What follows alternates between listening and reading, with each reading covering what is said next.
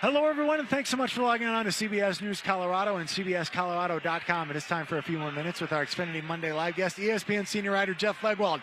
Nice enough to join us tonight. Of course, the big news, the Broncos making a trade, sending Bradley Chubb to Miami. Your thoughts on what George Payton did today?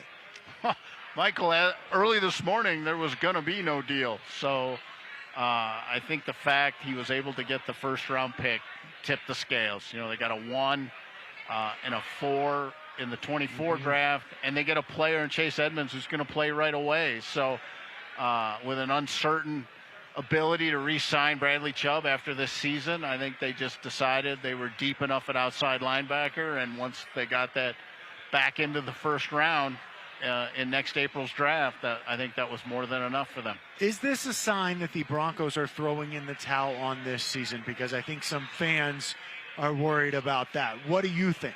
I don't. I think it says more that they want Nick Bonito to play more. They want Baron Browning to really take ownership of being an outside linebacker and not just a guy who switched positions. This is them betting on their young players.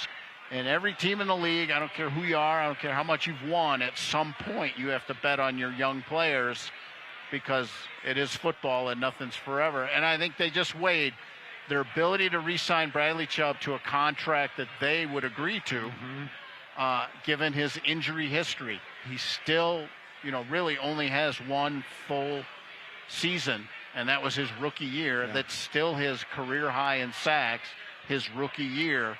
And as good as Bradley Chubb is in the locker room and in the community, and as good as he's been on the field at times, at some point it's an actuarial decision. Do the numbers make sense? And they just decided they're going to bet on the young guys, and it's really an indication they didn't feel all that good about their ability to re-sign him. Broncos are on their bye week this week. Nathaniel Hackett has given the guys a good chunk of time off. What is the most important thing for them to get right when they return to the field a week from this coming Sunday when they visit the Tennessee Titans? Well, Michael, I think it was easy for them to have composure and patience and more of an even keel attitude in London. They were 5,000 miles away from the swirl of Denver and all the criticism they faced, especially on offense this year. It was easy for them to separate themselves from that. They have to somehow bring that composure and that more patient approach on offense, like in the 98-yard drive they had. They have to bring that back to Denver and keep it, even when the heat's on a little bit. And if they can do that, they will score more points. They're still not going to be flying high for a little bit yet, like on the Chiefs level. But with their defense, they really only got to get to 23, 24 points consistently to really have a chance to win some games. And that's been a tall order for this offense. But if they can bring that patience back with them and be more intelligent about the personnel groupings they use and the timing of some plays, I think they can do it.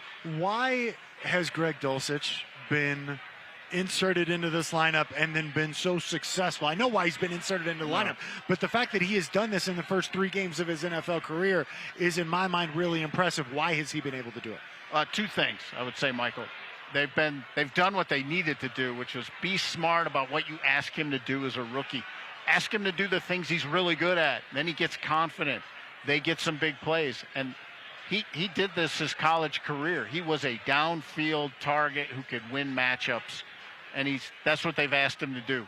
And that's why you've seen the production right away. And he's been a little better blocker than even they thought he would be. And that's why he has played so many more snaps and a few more personnel groupings than you might have expected. And if you want to get into the X's and O's and things, watch when they put Dulcich and KJ Hamler on the same side of the formation, because they have found something there. That is a problem for defenses, especially on the short side of the field when they get numbers. And at some point, teams are going to have to take the extra coverage away from Cortland Sutton, or they're just going to keep watching Dulcich and Hamler catch passes. Something to look for when the Broncos take the field in their next game for what will be Week 10 in the NFL when they visit the Tennessee Titans. Jeff Legwold, nice enough to join us tonight, Leggy. We appreciate the visit. Anytime. As always. Thank you for logging on to CBS News Colorado and CBSColorado.com.